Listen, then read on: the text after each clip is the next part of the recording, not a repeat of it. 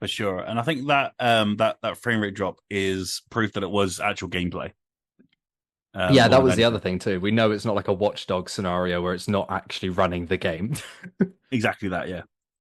It was some dude in the IO office playing the game and playing it very well as well.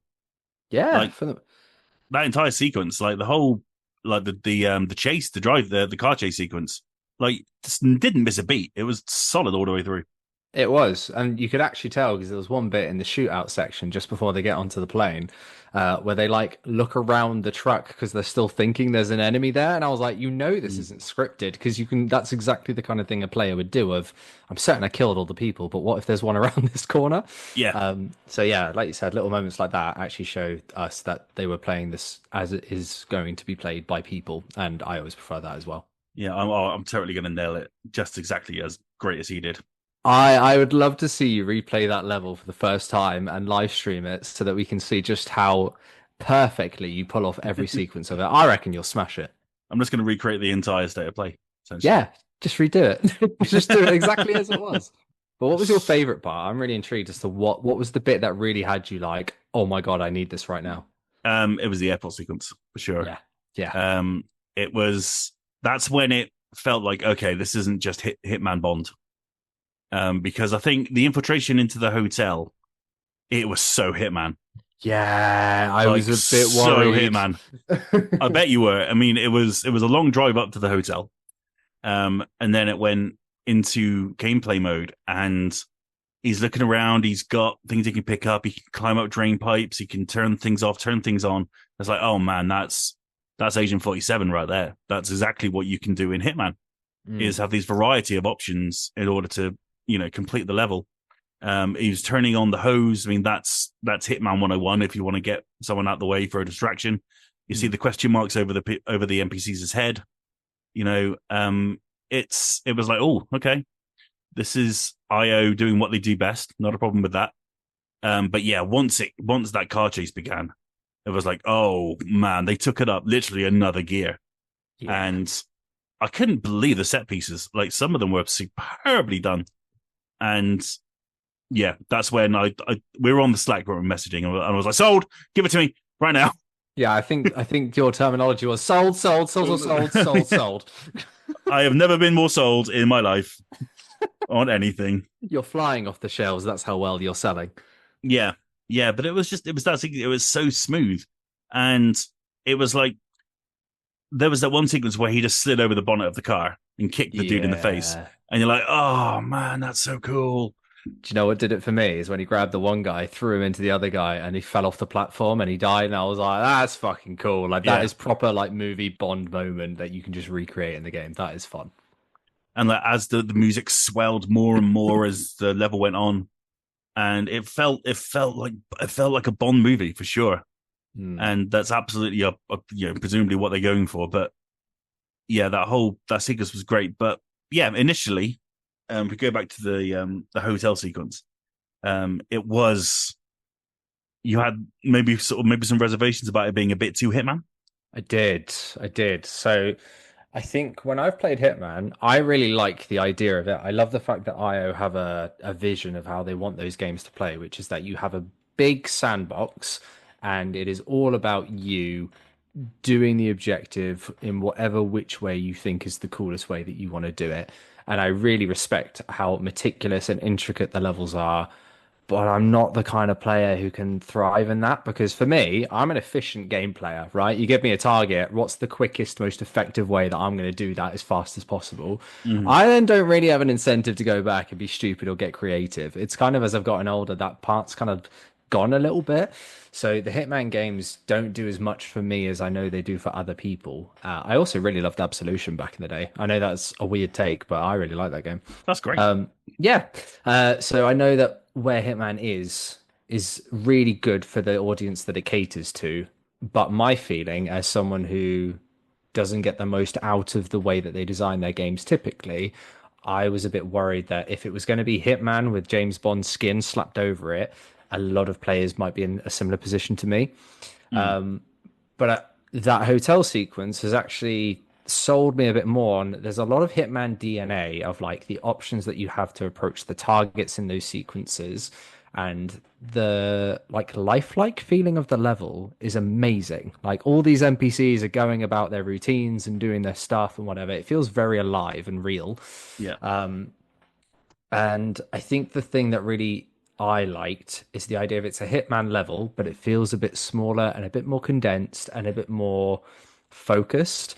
And it felt like a really good meshing of like, here's our Hitman stuff that we know what to do, and here's also a bit more of like a structure or a linear format, albeit with a lot of different branching paths you can go down to achieve it. That appeals to me. That makes me really happy. I did chuckle about the tap thing when you turn the hose on and then the guard goes over and looks at the hose and he stood there for like 5 minutes staring at this hose tap. And I was like, that's so funny. That's such a gamey thing. But also, it's a bit of a James Bond theme. You know, the grunts and the guards are a little bit stupid in the movies as well. And that's part of the Yeah. fun. So I think it really lends itself to that. So yeah, that initial portion, I was a bit like, okay, it's a bit of a streamlined Hitman, but it's still very Hitman. But like you said, then the car sequence started, and I was like, this looks fun and arcadey. I'm all about it. I like it. Then the shootout sequence happened at the airstrip, and I was like, wicked. Now we are at this is a third person action, Uncharted style fun game. This is IO stretching their legs to be like, we can do other stuff too, and we're going to give you those big set pieces that you like of James Bond. That was the moment I was like, okay, now you have my interest. You have me piqued.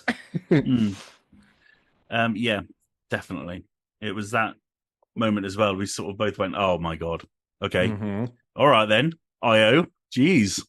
There's so much in this demo alone. Did you find that too? Of like, I kept thinking they can't have more things, and then they were like, "Oh yeah, now there's hand-to-hand combat, now there's gadgets, now there's weapons, now there's shootouts, now there's car chases," and I was like, "Fuck, fair play." Yeah, yeah. That final sequence where it was commentated, again, that showcased the hand-to-hand combat, which I thought looked brilliant.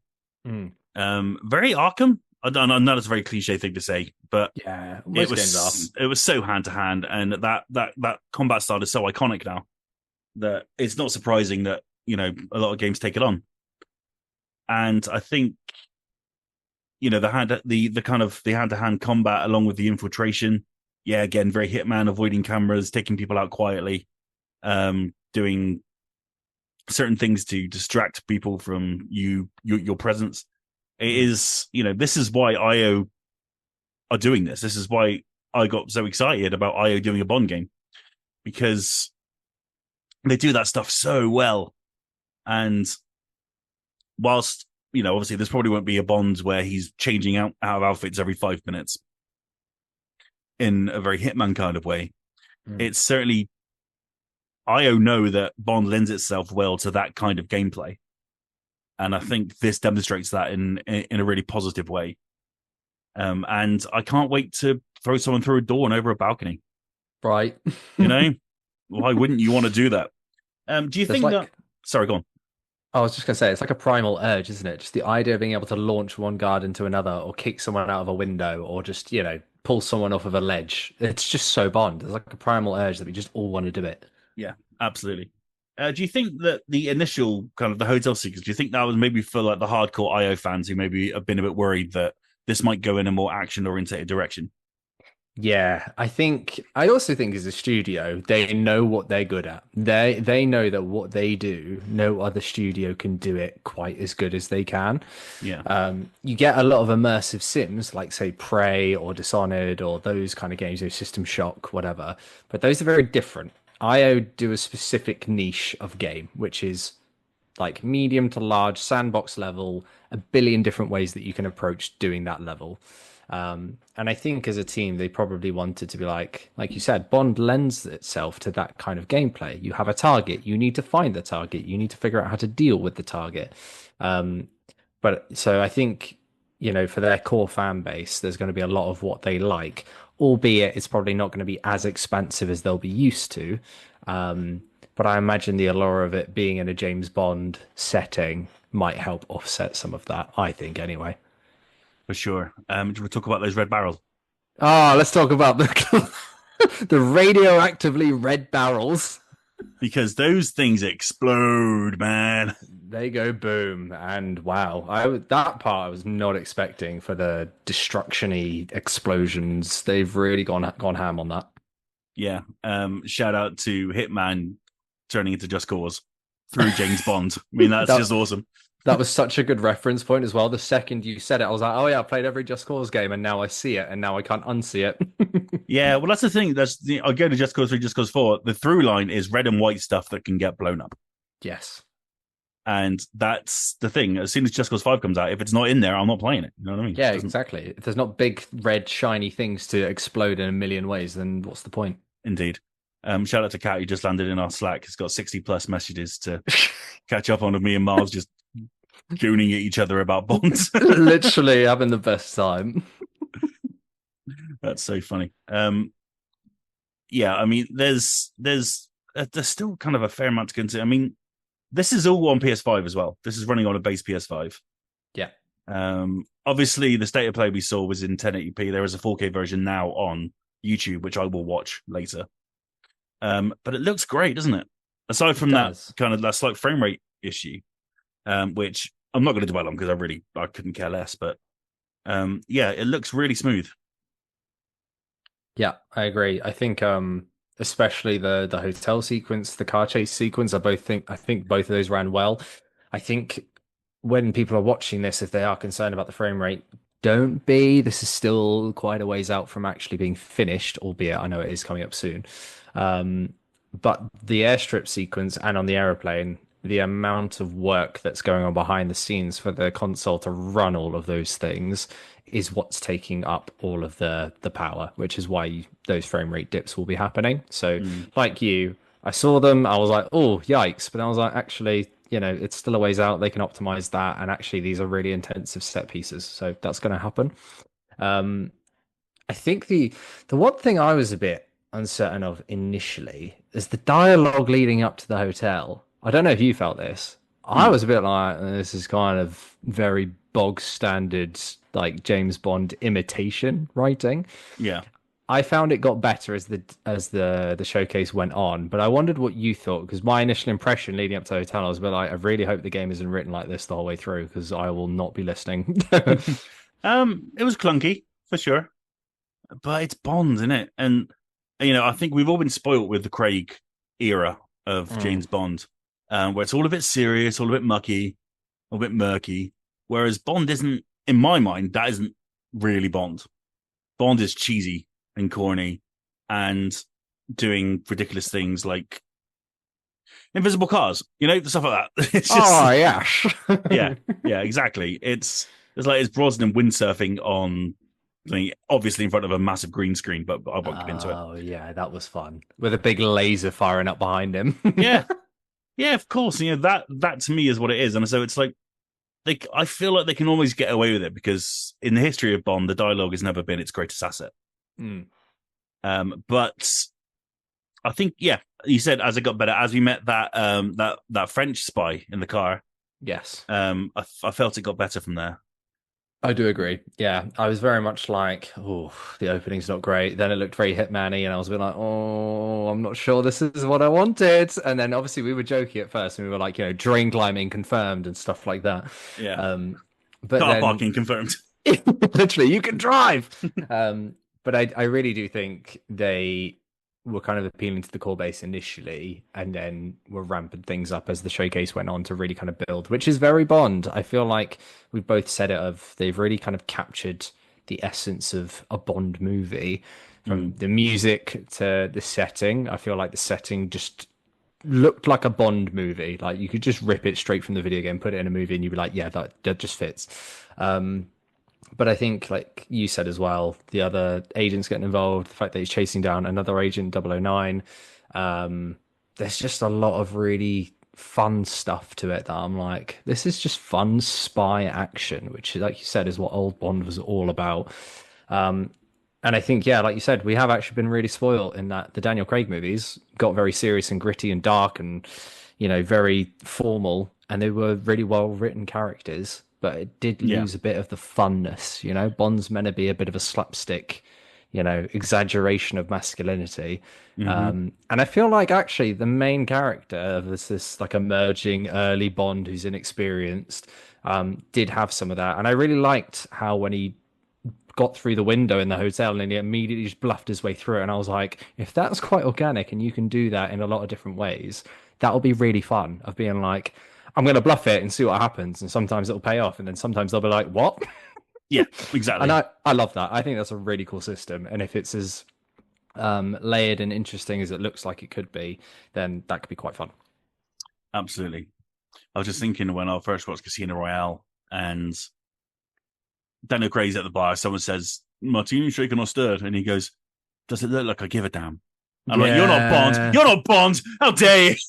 I've always said this. I know a lot of people find Daniel Craig is the best Bond, but mine was always Pierce Brosnan. He just had that Yeah. kind of that little bit of I don't even know what it was, but it was almost like he was almost taking the piss a little bit. Um, and I always really like that about it. It's got to have that edge of, yeah, this is all a bit silly, but also we all love it. So let's just keep going with it. Yeah, exactly that. I've always wanted Christmas in Russia. It's like, was that a Christmas joke? Yeah. Yes. For England, James? No. No, For for me. me. Goodbye. GoldenEye. What a movie. The best. Wow. Tomorrow Never Dies is also my favorite, but GoldenEye is up there. Really? That's interesting. I love both of them, but they were my first two Bond movies as a kid, and I had them on VHS, so I used to just rewind them and rewatch them over and over again. Oh man, I loved GoldenEye so much. Such a good movie, man. Mm. Such a good movie. And Sean Bean, again, just nails it every time. I hope Yeah. Sean Bean makes an appearance in this game. I know he won't, but I'd love that. If they were like, Sean Bean will be a DLC, I'll be like, fucking sign me up, I'm in. Yep. Yep. DLC. Take down 006. Yes, please. Thank you very much. And the last line has to be for England, James. And then you have to go, no, for me. And then you just shoot him For me. square in the head. Yep. And then a satellite lands on his face. The entire level just collapses on him. Um, Which actually, yeah, that reminds me. That's where we were starting from, was the destruction stuff and the barrels. yes. I I don't know whether it looked like it was kind of like scripted destruction, because obviously he blows up like the walkway going over the strip, and then as he then moves through the level, he then goes up to that walkway and then jumps over them. And I was like, that must be a scripted thing. There's no way that that's happening organically. Mm-hmm. So what really impressed me with that was, I said on the Slack, of like the verticality and the destruction and how that ties together. Of enemies are all over the place. They're up above you. They're the same level as you. But it looks like you just blow everything up and then the whole level is now different and you've got loads of different cover to make use of. And I was like, that's really fun, because a lot of third person shooters are, oh, look, there's 20 blocks ahead of you that are like chest high. I wonder if this is going to be a fight now. And then you just move from block to block. I've just come off of Mafia, the old country, where it is literally sit in cover, shoot people, move to the next block, shoot people, move to the next block, rinse, repeat till the battle's done. This feels a lot more freeform, of like, you're going to throw your gun at somebody, then you're going to beat the crap out of someone else, and then you're going to run over this walkway that you blew up before with a big glowing radioactive barrel. Yeah, it feels very like all over the place in a chaotic, fun way. And I think that was my overriding theme. But yeah, I don't know if you appreciated the destruction like I was, but that was the part that really stuck out for me. No, like the chaos is very Bond, because he just makes that. That's what I loved about the cut from the hotel to the car chase. There was a title card that said inevitably. Yeah. And I love that, because it's like, yep, that's what will happen if Bond tries to be secret and stealthy in a hotel. Inevitably, he will have to smash a car window and go on a car chase. And I love that they get that, and I love that they nailed that. And it just escalated and escalated and escalated. And that's exactly what happens in a Bond film. Yeah. It just gets worse and worse and worse. Why do things keep kicking off? It can't be because I keep blowing everything up, can it? Well, maybe, James. Maybe it is. Yeah. Even like the line at the start when they're like, he's a bullet, or he's a gun without a bullet, or whatever it was, whatever the line was. And I was like, yeah, all right, you get it. You understand it. Yeah, that's why he's necessary. Give him a target. Oh, just give it to me now, IO. I don't wait until next year. But yeah, I have to. It's fine. I'll be patient. Maybe. You're a patient man until the FOMO kicks in, which is right now. It's only 60 quid as well. Only 60 quid. But we'll take it in the current market. We'll take that. We'll take that. It's cheap as chips, that is, mate. Jesus Christ. Yeah, basic pocket money. We found out the voice cast. Bond will be played by Patrick Gibson. who you might know from the Dexter prequel, Original Sin. He played the young Dexter. Oh, I saw his face. I was like, oh, cool. Nice one. I know that guy. We had our theories, didn't we, for a while from that initial launch trailer. yeah. Josh was quite convinced it was Henry from Kingdom Come Deliverance 2, and I was like, he's not quite Somerset enough, I don't think. Um, Hmm. but yeah, I think there was a few names that we were throwing about at the time, and it looks like we were all wrong. Oh, yeah. I said Taron Egerton for a while. Oh yeah, yeah. To be fair, I could see where that was coming from. I think we all agreed that like we could see that energy about it. Mm. But yeah, no, it's quite cool that they've got an actor involved, but not someone who's so big he's instantly recognizable, but obviously someone who's got a bit of pedigree to kind of pull it off. For sure, yeah. They went through the rest of the cast. I didn't actually know anyone else, but they all sound great. It all sounds good to me. I mean, it's all looking pretty good, isn't it? It's just, oh man. And we speculated on the podcast about if we were going to get a release date. We all just agreed now we probably won't. It's a bit too early. Bloody hell, Mars. We only went and got a release date. Oh, I knew it! I knew it! I was so happy with this. I was like, yes. I did think that they were going to try and avoid the GTA 6 calamity that will ensue, and I'm happy they're going to because releasing it before is definitely better than coming at any point afterwards. Um, yeah, I do wonder if maybe GTA 6 has maybe pushed this to get clear of the door a bit sooner than maybe they planned. Um, Mm, but yeah, no, it's a fun release date, and you don't even have that long to wait, Roscoe. Well, you do have a bit of time to wait, but not as long as you wondered we might have. no, yeah, we've still got what, 7 months? Yeah, March But 26th, so mm, yeah, 6, 7 months ish. it's 2 months clear of GTA. I think that's very important. More than enough time to get it done and dusted. Yep. And then GTA comes out, and then I'll just keep playing Bond because fuck GTA. Now, who cares? Yeah, exactly. You know, you've got literally James Bond where you can just shoot really big red barrels. Yeah, who doesn't love shooting big red barrels? I love shooting big red barrels. That's got to be the tagline for the game. Shoot the big red barrels and have fun. Yeah, I mean, why wouldn't you want to do that? You know, That I is the think best time. I think the tagline is "earn the number," Yes, it which is. which is cool. That is fun. I do wonder if they're going to go into some like more gritty-ish type things where like you really screw up a mission or you end up getting caught or captured and then have to try and escape or something like that. I think that would be a cool way to like mix up the fun, cheery, like more stilted dialogue stuff. Mm. I wonder if we might get the odd mission where it's like, actually, you've really screwed up here, so can you like fix your shit up? And I wonder if that might be part of the tagline potentially. I have no doubt that at one point the mission will be going fine, then it'll be going wrong, and then you lose all your stuff, and then you've got to get out of the capture. It seems to be quite a well trodden thing in a lot of action games. Mm. You've got to pick up your bag before you go because all your stuff's in it.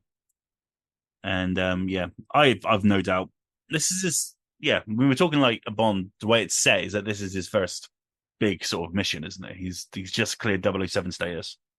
Or is he even 007 at this point? I'm not sure. I think it's a case of he kind of has it tentatively, but it kind of references that he's done all the training, but he's not actually done any field work. So this is you taking him on as he's learning the ropes of being a double O agent. So I imagine he does have the number, but he's not earned the title, which I think is going to be the whole point of you have the number, but now you've got to prove that you're worthy of it. I love that. Very cool. Yeah, if you want to grab it on PSN, you get 4 outfits: a Day of the Dead outfit, presumably from Casino Royale.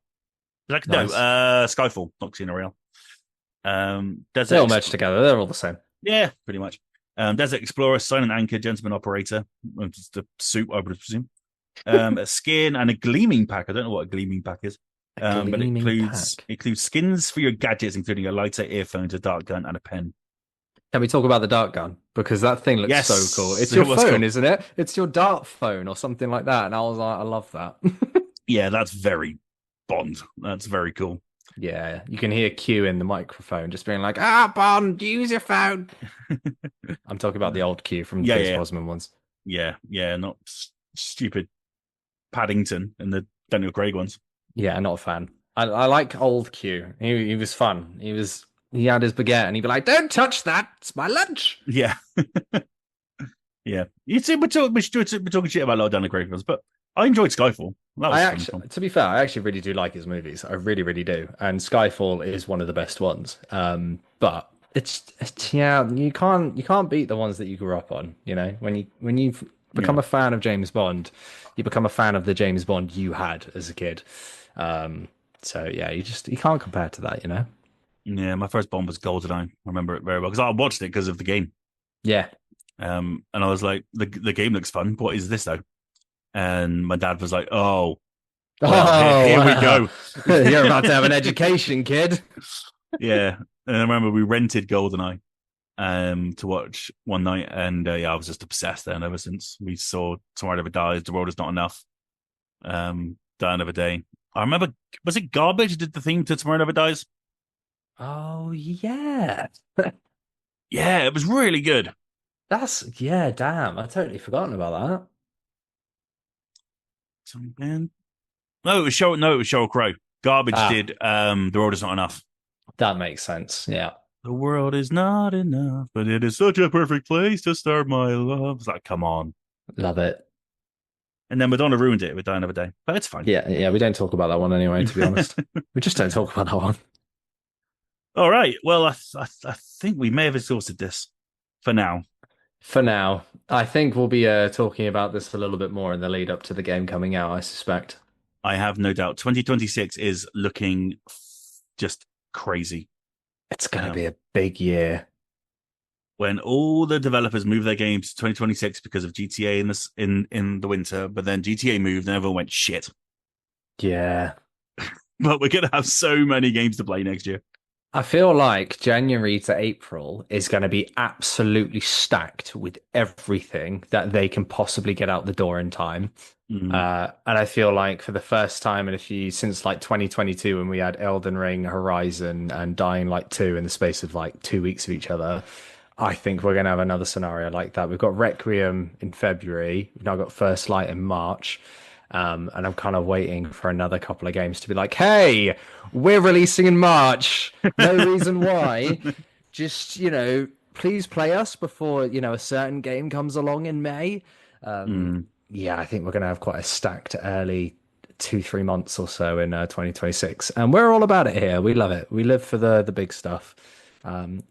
Do you know what's funny? As I think we're all individually more excited for other games than we are for GTA 6, with the exception of Paul, who I think is going to absolutely carve that game apart. He's going to absolutely adore it. Yeah. But the rest of us will all be like, oh, we're actually playing all this other stuff, and we'll get to GTA at some point, I'm sure.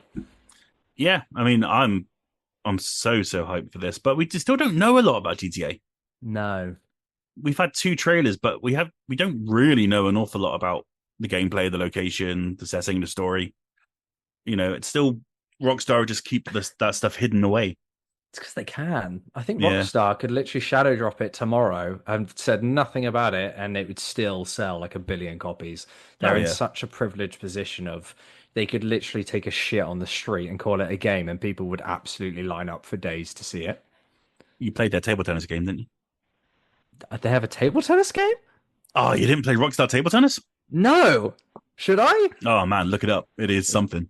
Is it something awful? They dropped it like between GTA 3 and GTA Vice City and San Andreas in that era. Okay. And it was like, what the fuck is this? They just dropped a full on table tennis game. And whatever, crazy stuff. I kind of dig that. I feel like if you're a developer and you've got the confidence to do that, kudos to you. Yeah, But I mean, even then they could pretty much do whatever they wanted to do. They really can. And I think what's sad is I think every game that comes out next year knows that it basically has no chance of getting any of the Game of the Year awards from like anywhere. Even if, I know this might be a bit of a controversial take, even if there are more deserving games for some of the categories, I think it's one of those where Grand Theft Auto is just always going to win. But yeah, I'm excited for the other stuff, and I think while I'm in a minority on that front, stuff like First Light excites me more than GTA 6. And I feel like that's a nice place to be. Yeah, for sure. Because, GTA 6 will always be there. It will just, it's nice. It's weird to say, yeah, well, GTA 6 is a backup video game. But Right? Are we going to get cancelled because of this little mini pod that we've done where we're basically just saying that we don't care about GTA 6 and everyone's like, what? yeah, I do care. I just want to know more about it.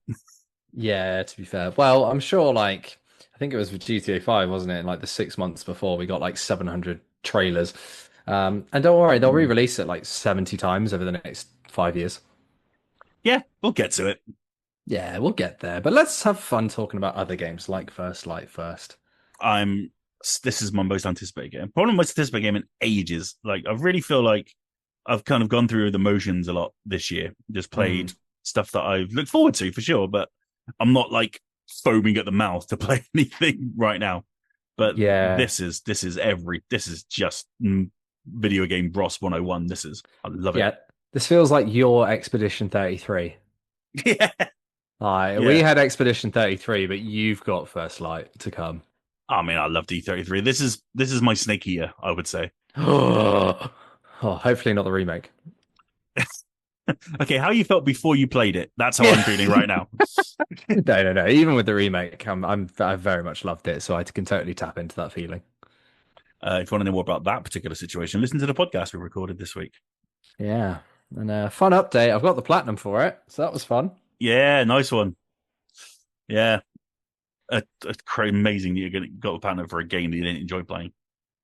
Well, I do. The thing is, like I said on the pod, I do enjoy it. It's just not a great remake. So Yeah, it's fine for what it is, but it's still my favorite game of all time. Just not a great remake. absolutely. But yeah, let's hope the First Light lives up more to the OG. First Light will be probably the greatest game ever made. Yes, definitively, objectively, completely rationally. Every media outlet will say this is the best video game that's ever been created. Yeah, this is the game. No other Mm, game can compare to the game. Just shut everything down afterwards. yeah, move along, Ocarina of Time. You've had your moment in the sun. Oh, even I'm a bit like, Yeah, oh. well, me too, because I love that game. I was gonna say that one hurt my insides there. I was a bit like, oh, that joke's cut deep. And I get it, but oh, damn, that hurts. I don't know. I haven't played it yet. I can't make such brazen assumptions. Ah, But you can. That's what the pod's for. indeed, it is. And thank you very much for your time. Thank you for letting me get hype about this. Not at all. It's been a pleasure. Thank you for letting me be your soundboard for all of your excitement. I feel like it's nice because, like you said, you're on the pod most weeks. You're letting us be there, gushing over games that we get to play. So it's nice that I can return the favor and be like, "Hey, tell me all about what you love." I love 007 First Light, and I haven't even played it, and I just want it. Um, we haven't talked about the release. We have talked about the release date, March 27th. Yeah, It's yeah. It doesn't feel like it doesn't weird. It doesn't feel far away, but it is quite far away. I think because of how quick the year is going, I think we're in the mind of like, oh yeah, the last 3 months of this year are going to disappear somehow. Or even though is it 3 months, 4 months, whatever. Yeah, time doesn't exist. No, time is a flat circle. It's useless. Yeah, exactly. It's not Useless linear these days. anyway. Yeah. No. Well, I've got it pre-ordered and paid for. I can't wait to play it.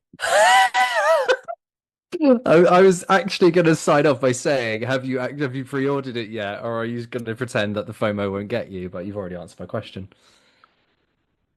Oh yeah. The FOMO has gone critical with this.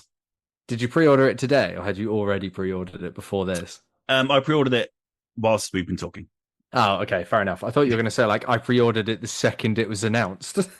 When I was going through everything that was included in the pre-order, that's because I was on the page and I was about to press the button. That makes sense. Fair play to you, man. I'm buzzing for you. Like I'm really excited for you. How like excited you are for this, and I really hope it lives up to it. I think it will. I really hope so. I really hope so. And even if it doesn't, I reckon you'll still love it anyway, and that'll matter more. Oh man, I can't wait to get. I'm really excited. And everyone goes, "Yeah, it's shit," but Ross likes it, so let's pretend that it's quite nice. Can you imagine if we pretend get it's on good. the pod? We get on the pod that week, and me, Josh, and Kat are like, "Yeah, we played it, and it's all right." And you're there like, "Guys, Throw me a bone here, man. Let me have this one. Let me have this, please. you'll write up your own review and just be like, listen, fuck all of you. I'm right. This is a 10 out of 10 game. Go away. Leave me in my cave." 10 out of 10. Go. I'm not going to take a protest and not play GTA 6. Screw Gustav. Screw Solid Snake. This is a 10 out of 10 experience. Move over, Kojima. You don't have any ideas of how to make a good game compared to this. God, can you imagine Kojima and Bond? Oh, no, we're not doing that. Oh, God, no. Listen, love the guy. Love all of his games. love him. But God, no. Everyone's like, oh, I don't know why he just doesn't make a movie. Because there's never been a 20 to 30 hour movie before, and he would be incapable of not making a movie that's 20 hours. That's why. Let's not put that out in the world. Let's just keep IO Interactive with the license for the rest of time. Yeah, and let's hope that frame rate does get sorted out before launch. I'm sure it will, but It'll be fine. Yeah, it'll be absolutely sound. It will be fine. But hey, it's even won me over, and even I was a little bit skeptical. So it's doing something right. Yep, and it's coming out day and date on Switch 2 as well. So let's see how it runs on that. What are you going to play on? Are you going to play on PS5 or are you going to go for Switch 2? Oh, I'll play it on PS5. I'm gonna have the ultimate experience. The experience. Yeah. Though I am curious about this Switch 2 version. I'm playing Hitman on the Switch 2, and it's very nice. So we'll see. Are you going to have a pool situation where you own it on like 5 different consoles or platforms? What, like, is this my Cyberpunk? Yeah, because Paul's got Cyberpunk, like 5 different ways, and Days Gone, I think, in 2 different ways. You know what? If there was cross-save, I probably would. If I could have it on my PS5 and then carry on my Switch 2, then maybe. I actually don't know why more games don't do that. I don't know why either. Surely it can't be that hard to transfer save data, given that it's not particularly... But then again, I guess obviously they update it to patches on the console, so maybe that's why. Maybe. But then that's like a guarantee sell of 2 copies of a game to one person. That's true. Or, maybe that's the problem, is they'd be worried that people would give their saves to other people on different platforms. Maybe. Yeah, you could be right there. That's probably it, I imagine. Well, I'm just putting it out into the world, IO Interactive. If you want me to buy 2 copies of this game, which I'm more than happy to do, then just enable cross saves. Everything will be fine. Now, what would be really funny is if you like pre-order it on 2 different platforms, and then IO are like, "Oh, hey, we listened to the pod and how excited Rossko is for it. Would you like a copy?" And you'd be like, "No, I've already got 3, thanks." Yeah, that is funny. There is every chance we'll get a review code for this, but I've pre-ordered, so someone else can have it. Oh. No, they can't. It's mine. Fuck them. Yeah, just keep all of them. Every copy that could possibly be got is going to be yours. Claire's going to be so mad at me. Why have you bought 100 copies of this game? IGN will be like, we really wanted a copy, and typically we get a copy of every game, but IO had no copies to give out because some guy called Rossko has all the copies. If you want one, give me £5. I only bought it for 70 or 60.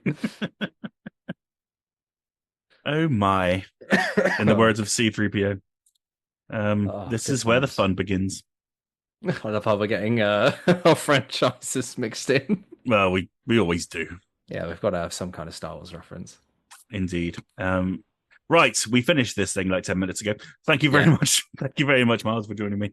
Thank you as well, mate. It's been a pleasure. And thank you for listening. We'll be back next week with the normal pod. Will I mention 007 First Light again? Probably. Yes. We'll see what happens. More than likely. Sorry. What? Yes. Yes. Yes, much money, Penny. Yeah. I love it. I love that. I know more quotes than that, surely. Nah, it doesn't matter. Doesn't matter. No, Mr. Bond. I thought Christmas only comes once a year. Oh, they'll print anything these days. That's when Tomorrow Never Dies. Yeah, it's a good one, that. Mr. Stamper! That was always my favourite bit. You've forgotten the first rule of journalism. Give the people what they want. Tomorrow's news today. Oh, yeah, that's it, isn't it? Okay. We could go on for a long time. I should call it here. Thanks, buddy. I'll see you next time. Catch you later, dude. See you on the next one. And thank you for listening. We'll see you next time on the Finger Guns Podcast.